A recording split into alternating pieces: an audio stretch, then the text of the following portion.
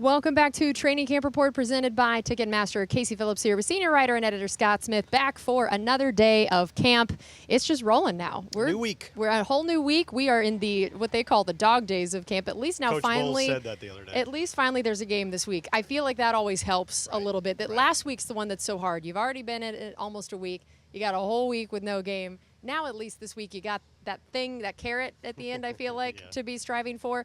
But what we did have this weekend that was even better than camp, we had Ronde Barber going into the Hall of Fame. Again, congratulations to him from all of us. Everyone was so excited. And, I'd just love to hear a little bit about your impressions of his induction and the speech and some of the things that stood out to you. I thought he did a great job, really, and I'm not the only one. I heard other people talking about it. It was a really well-composed speech, emotional moments, said the things he wanted to say. And I think the main lesson or the main point he was trying to make was he decided it early in his career that he said he wanted to do things that other guys couldn't or wouldn't do, and he wanted to be an uncommon player. He set out not to be ordinary, and we see from his career that's exactly what he did. And I mean, the numbers. I mean, when you talk about the signature number for him is that he's the only player in NFL history with at least 40 sacks. I mean, 40 interceptions, and at least 25 sacks. That's very uncommon, and that's what he was, right? That's great. He redefined the position, and one other thing. It didn't start really well for Ronde. He got drafted in the third round. Is he too slow? Is he too small? He played one game as a rookie in the regular season. It didn't go well. He got into the second playoff game. I guess that went a little better. But he said even in his second year, he started to play a lot. He even started scoring some of all those touchdowns that he scores. But he says even in his second year, he was just praying that Rich McKay wouldn't come by and tell him that he was cut. So, and he talked about how a lot of guys go through that crisis of confidence, and it made me think about, we haven't talked since Tristan Wirfs spoke on Friday, and if you didn't see that press conference, you really should.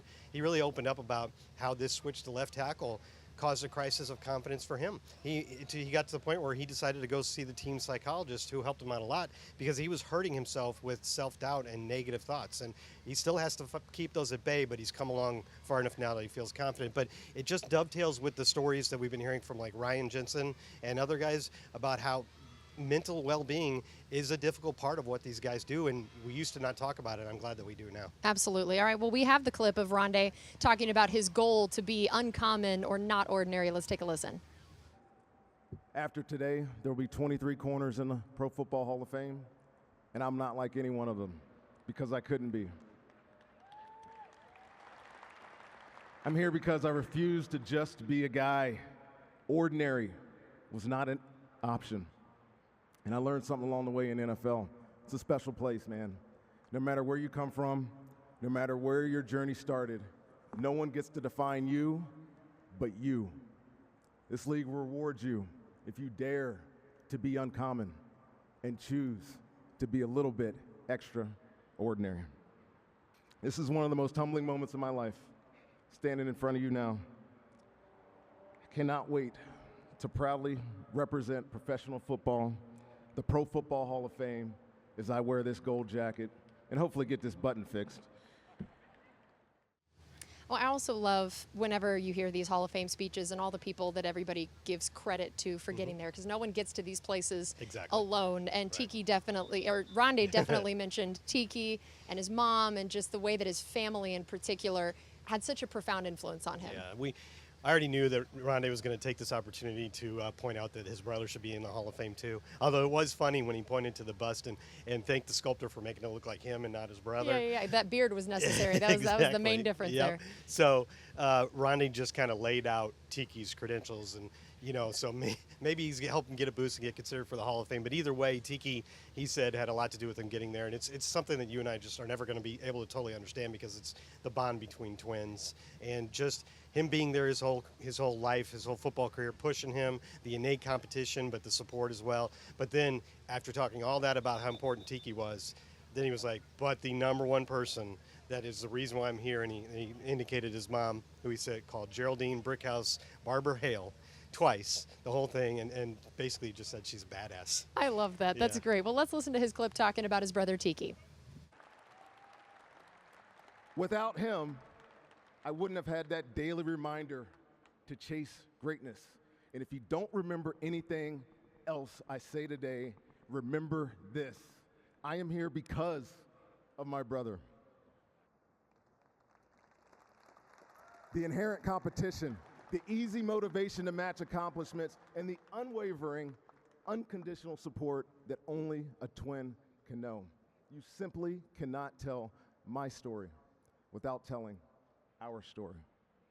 We shared a lot. Well, we could probably talk about Ronde getting inducted this entire show, but we do know training camp is happening as well. Thought we'd take a little bit of a switch over to that. So the team had practice Saturday, but it was closed to fans, which is also why we did not have a show. And then they had yesterday off. So we figured we'd just kind of talk about some of the things that stood out to you Saturday, especially since no fans were able to be out here. We weren't able to do a show out here. Give the fans some of that insight that they were missing. Well, I'm going to have to be honest here. I was working on Ronde stuff, so I only saw a little bit of the practice at the end, but I was there for the press conferences. And one of the main storylines or topics that they were talking about was the importance of the quarterbacks avoiding turnovers. And, coach gets asked a lot, they're trying to learn a system. They're trying to try some things out. Can I make this throw? Can I make this tight window throw? Do you balance that? And, of course, there's a balance, but he still leans far more heavily to the side of you can't turn the ball over. And that's going to be a big part of how this is decided in the end, which one, and probably mostly in the games, which one is better at avoiding turnovers. Well, we do have a highlight from that practice that is definitely not a turnover. We got Baker Mayfield throwing it, airing it out to Mike Evans right here. Again, a thing that we've said so many times already in this camp. Kyle Trask to Mike Evans, Baker Mayfield to Mike Evans, and that is definitely one part of the offense that seems to be clicking just fine. And it's not just us. I don't think we're overhyping him just based on a couple highlights. I'm seeing it in all kinds of different media outlets that everybody is agreeing that Mike Evans is just having a ridiculously good camp. In his 10th season, he said the other day he feels better now than he did in his younger years, so he's in great shape. He's 29 years old. He's in a new offense that is energizing him. Could be a big year for Mike. And it's a good camp for Mike, not just a good camp. Right, that's what I'm saying. Yeah, I think that's even what's different is, of course, Mike always has a good camp because he's Mike Evans. But this is a good camp for Mike Evans, and that gets me really excited. And then, we've talked about this whole quarterback battle being the big storyline, and now we finally are going to have a preseason game coming up this week. And one of the things about having a quarterback competition that's so interesting is when you get to these preseason games, how much do you play each guy? And then, of course, the who's playing behind a starting line, who's not, or the starting wide receivers, who's not. That's always such an interesting debate. So when do you think we'll know more about what this rotation could look like and the factors that'll go into it? Yeah, Coach Bowles said on Friday that he wasn't going to get with the coaches and decide that. He said until this week at some point, probably in the next few days, he's going to tell them what he thinks. He's going to listen to what they have to say, and then they'll decide a rotation. But we can speculate, though. I would suspect that each Kyle Trask and Baker Mayfield will get one of the first two starts. Don't know which one will go first. I think they've been rotating days. If memory serves, I think maybe Kyle went first in the rotation, so maybe he'll get the first start. Will that guy get a half, and then maybe the other one gets a quarter, and then John Wolford gets to play a little bit at the end, and then they switch that for the second game? One thing to point out, what you said about playing behind which offensive line and which receivers we're playing with. The good thing is, as we've talked before, there's some pretty good offensive line depth here. So when you go to your second team line and you're playing with maybe like Aaron Stinney and John Molchon and Brandon Walton, Robert Hainsey, these are guys that have played, Brandon Walton. So you can feel fairly confident with those guys. And we've seen a lot of these younger wide receivers have great camps. So maybe you're not playing with Mike Evans and Chris Godwin, but you still get to play with Raheem Jarrett and Devin Tompkins, the star of camp. So that's the good news, that even if you're not that guy that starts, you should be playing with a pretty good cast. Well, and as we talk about starters, one guy that may look like he's on the route to be occasionally a part of that starting lineup that's a little different than usual, Zion McCollum. This is a guy that we've seen get a few first-team reps going against someone like Mike Evans. If that isn't good preparation, I don't know what is. What have we seen about the role we feel like he could take and why you feel like maybe he's earned some of those first-team reps? Well, Zion's been playing a lot of first team because Carlton Davis is a little banged up. He's got a little bit of a shoulder thing, and Carlton's taking part in parts of practice, and we'll see today if he gets back into team drills, but for the last few practices, he hasn't been doing the team drills. So Zion has been playing opposite Jamel Dean as one of the two first-team outside corners, that's always the flip side to guys getting hurt. You obviously don't want anybody to get hurt. You like it when it's not that terrible of an injury, like Carlton's injury is obviously not threatening the regular season or anything. But the flip side is it gives somebody else a chance to play a lot, and that's what Zion's doing. And we've talked about how he might be in the mix for the slot, but as his frame, the type of corner he is, he's really you think of him more as an outside corner. And we do have Carlton and Jamel, so we don't know how big his role will be, but it's nice if you feel confident in him, if there's any time when Carlton or Jamel are not available, that he can step in there. And the difference this year, Coach Bowles was saying the other day, is that Zion's really progressed a lot mentally. So he's got a better grasp on the defense than he did a year ago. He obviously has the athleticism, they knew that, but he's getting a lot better mentally, and it's just coming easier to him. Okay, well, I know we have Coach Bowles talking about Zion McCollum, so take a look at this presser. Just understanding the scheme, physically we know he can run and do a lot of things. Understanding the scheme and the game slowing down for him and him making the right plays, not necessarily the wild plays, and that's been really big this spring from a mental standpoint for him, and he's been doing a great job at that. Well, he can't help but get better going against one of the best in the league. So anytime you go up against Mike and Chris, and they got two of the best guys in the league, you're going to have an education or you're going to get some experience one way or the other, and it helps you when you get in the games. It doesn't help you fear anybody else because you're already going up against the best in practice.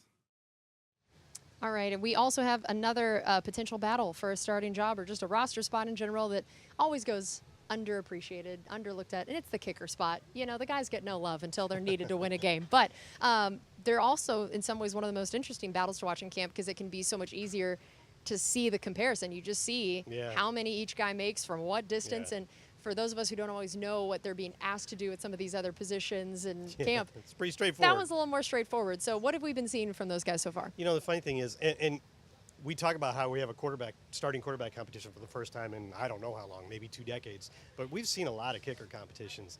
And I feel like there's usually a lot more of a spotlight on it, maybe because it's usually been one of them was a drafted rookie or something, and so you feel more invested in it, but it doesn't seem like there's been a lot of attention being paid to these kickers, and I think that's probably because the coaches know the important part is what they do in the games. So, but it does matter what they do out here.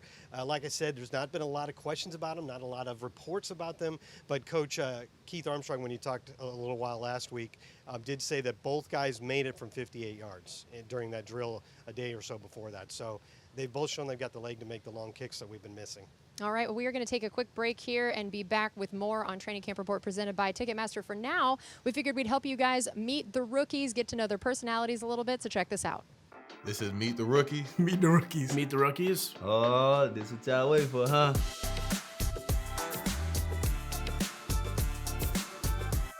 So I like to get a buddy or someone with me and sing "Party for Two," the Billy Currington and Shania Twain version. Miley Cyrus, Climb. Gunpowder and Lead by Miranda Lambert. I gotta go Miley Cyrus, Party in the USA. So sick of love songs. I overheard Vox saying Miley Cyrus. I ain't gonna lie, that Party in the USA, hey, anytime that come on, hey, I'm the guy.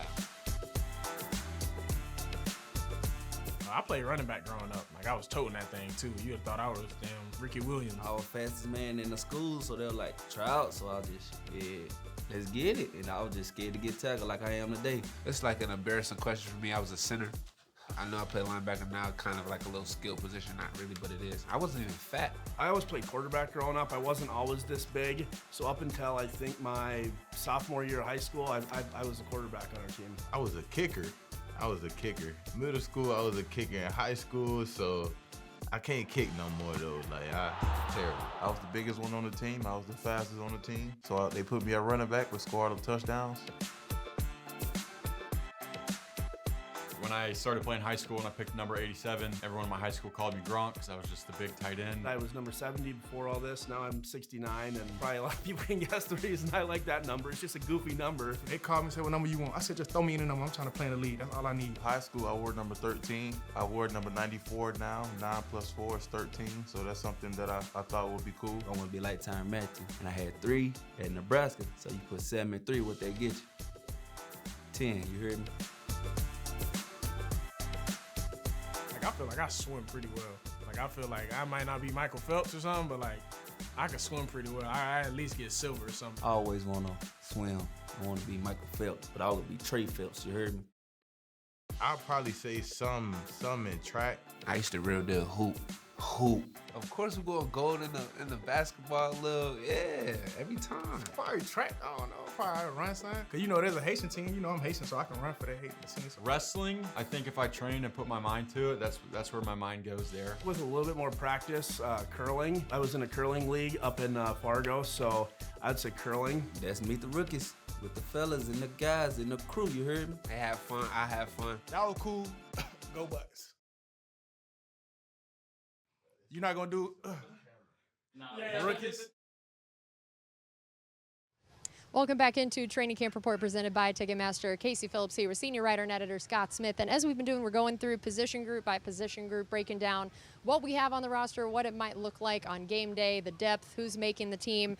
Today we're going to talk about outside linebackers. And this is a group that I'm really excited to see what they're able to do this year. And they have a new position coach, and we've got Shaq Barrett coming off injury, and you see if Joe Tryon can make a leap. I mean, there's just so many different things, and then not to mention just the depth at that, because you know that's a position they want to be able to bring fresh bodies in. So tell me what you notice about this group, what you're looking forward to seeing, especially as we get to these preseason games. I think there's an opportunity for there to be a lot more depth this year, and I think that's what they were looking for, and why you saw some of the offseason moves that the team made. Like if you remember at the end of last year, due to some injuries, Anthony Nelson and Joe Tryon were playing virtually every snap, and that's weird for an outside linebacker rotation.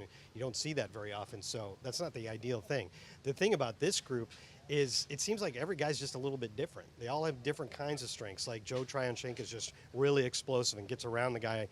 Anthony Nelson kind of is a jack of all trades that does everything well and plays really hard. And Shaq Barrett is just an innate pass rusher who maybe didn't come out of college with the measurables. That's why he didn't get drafted, but he just knows how to rush the passer. And Jose Ramirez is just probably a designated pass rush guy with really good moves. And Yaya Diaby's really strong and powerful, and he's learning some moves. So it's like everybody's a little bit different, and I like that. It kind of hopefully fits together into a puzzle that's hard to stop. Yeah, I think that's going to be interesting. And I know that we also have a guy like Cam Gill that I think we probably forget about a lot, but it feels like every time he gets in, there's a sack or there's a QB hit or there's something that he reminds me of like how Mike Edwards was that guy at safety, where every time he got in, there was an interception. It felt like Cam Gill feels like that guy at the outside linebacker He makes spot. the most of his opportunities, such as getting his first career half sack in the Super Bowl, if you recall. I would love to know, this is your next project. How many other people is that the case, that their first career sack happened in the Super Bowl? I've thought of that, and I can't even, when you have to figure out how to look, because I look up these kind of things all the time. Yeah. You have to think of the methodology, like how am I going to figure that out? I wonder that with every stat you come up with. I never know how to. Usually if I can figure out pretty quickly, okay, this is how I'm going to do it, even if it takes an hour or two, I'm willing to do it, but I can't think of how to narrow that down. I don't have access to the database that would tell me that.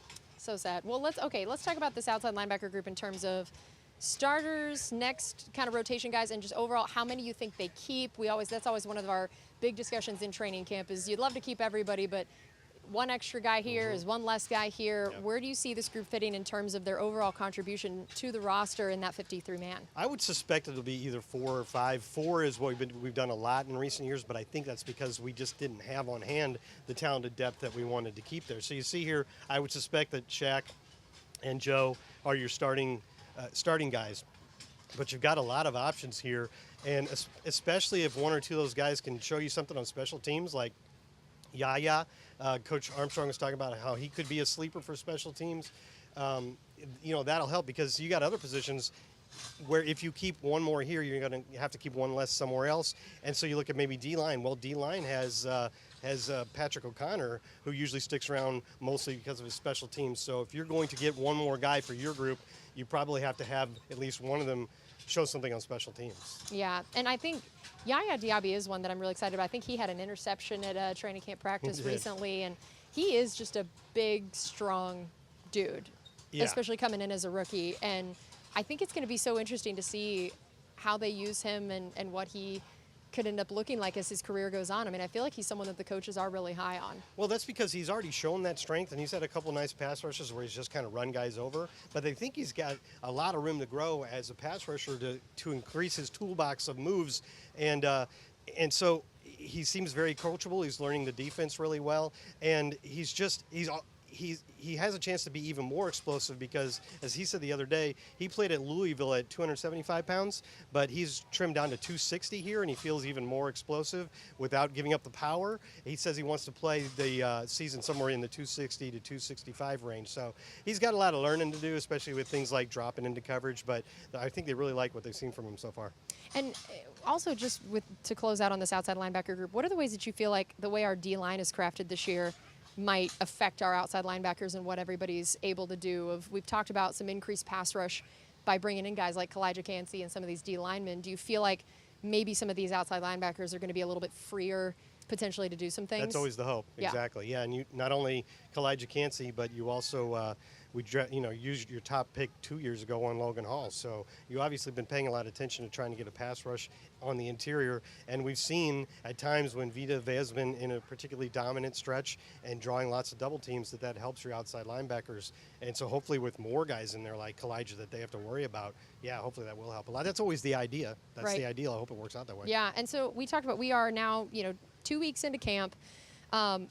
We figured we'd just kind of go through some of the big takeaways so far, what we've learned. what we've learned, some of the big storylines, and of course the quarterback competition is the storyline. It's the headline of all things, and so based on where we were day one of camp to where we are now, not having any games yet, but having had a lot of practices and some in pads, what do we feel like we've learned about that competition? Well, this may seem a bit like a disappointing answer because I don't think we feel any closer to the answer.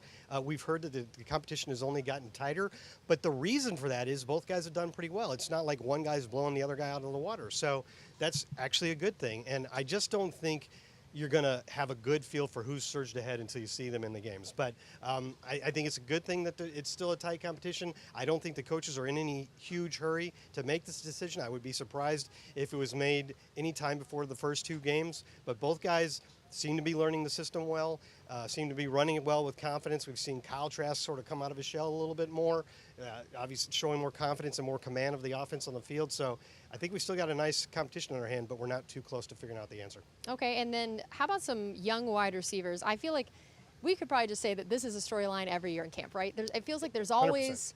Someone, and it's always such a fun part of camp because wide receivers get to make some big fun diving catches, and it's a fun highlight. You don't see, you really can't necessarily tell when a guard makes a really good play in training camp. But you can tell when Devin Tompkins makes a diving catch, another diving catch. Another one. So where do we feel like we stand on? All right, again, Mike Evans, Chris Godwin, Russell Gage. We know what that is. After them, who's standing out? How many have really made a case for the roster versus practice squad, and just what we think about which of these guys could potentially contribute come regular season time? Just about everybody on the roster at some point has had nice words said about them from the coaches and from their teammates and the quarterbacks. I think obviously we've talked about Devin Tompkins a lot.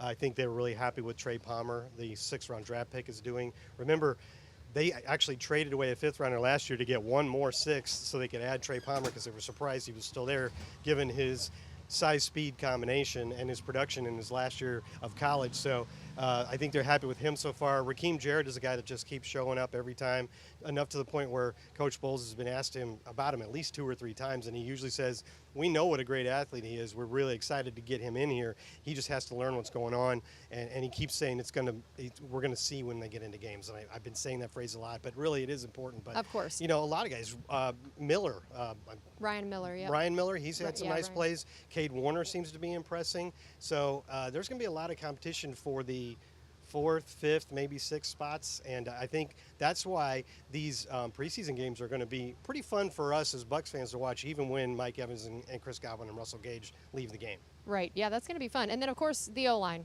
Every year they are a storyline, the storyline. It's been so interesting watching, whether it's through injury or new guys being brought in, how we're kind of shuffling that group. And it feels like, as we talk about all the competitions to different places, this is one where it feels like they've set their starting group. But even knowing who those guys are, it's still going to be really interesting to see what that looks like and what we've learned. So to this point, what do you feel like we've learned in terms of, you got the Wirfs switching to left, you got Luke Gedeke switching over to right, you got new guys and Matt Filer and Cody Mount coming in, Jensen back from injury. Every single spot on that line is either a moved position, new player, or coming back from injury. So it makes for a really interesting discussion, I feel like. Not one, if it goes the way it's going here in camp, not one, and if Ryan Jensen is back for the first game, not one of the guys that started the first game last year will be starting in the same spot.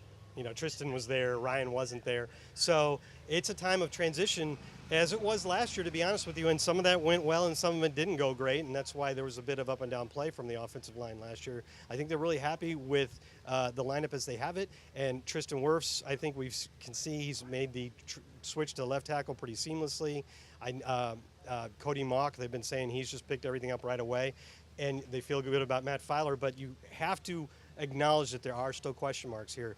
When will Ryan Jensen start practicing team drills, because until he does that, he's obviously not going to play in games. So that's still a question mark. Even though the story of his recovery is a very positive one, we still need to see him make that next step. And even though there's been a lot of nice things said about Luke Gedeke, we really don't know a lot. He's played one game at right tackle in the NFL. That is his natural position from college, and I think they're very optimistic about how it's going to go, but you have to acknowledge that we don't know yet. So there's still, even though there's a lot of optimism about this lineup, there's still some question marks. And then we'll close with this. Of course, one of the other big storylines at camp is what a Dave Canales offense looks like. What are the pros that it brings? What are the ways that it kind of mixes things up?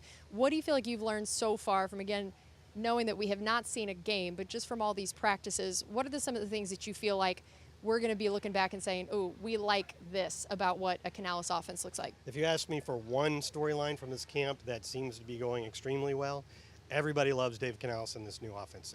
I mean, from every single player that's talked about it, the other coaches, not just the personality, because they like how upbeat he is, they like how good of a teacher he is, and they like how well this offense is being absorbed by the players as he's teaching them, but they love the system from what they're seeing so far. You know, quarterbacks moving around a little bit more and making nice throws on the run. Maybe more of ability to scheme guys open. Like Russell Gage was talking about how this offense reminded him a little bit of a Kyle Shanahan offense, which he got a little exposure to in Atlanta. And if we see some of that, I mean, that offense and Kyle Shanahan, their calling card, what they're known for is scheming guys open. If we can get a little bit of that, a little bit more than we've had, that would be a real nice step forward. And then how will the new approach to running the ball, the more zone read scheme, how much better will that be than what we've been doing? Will it be better? We'll see. All right, well, that's going to do it for us on this edition of Training Camp Report presented by Ticketmaster. Thank you so much for joining us. We'll be back here tomorrow morning for another practice and another show. We'll see you then.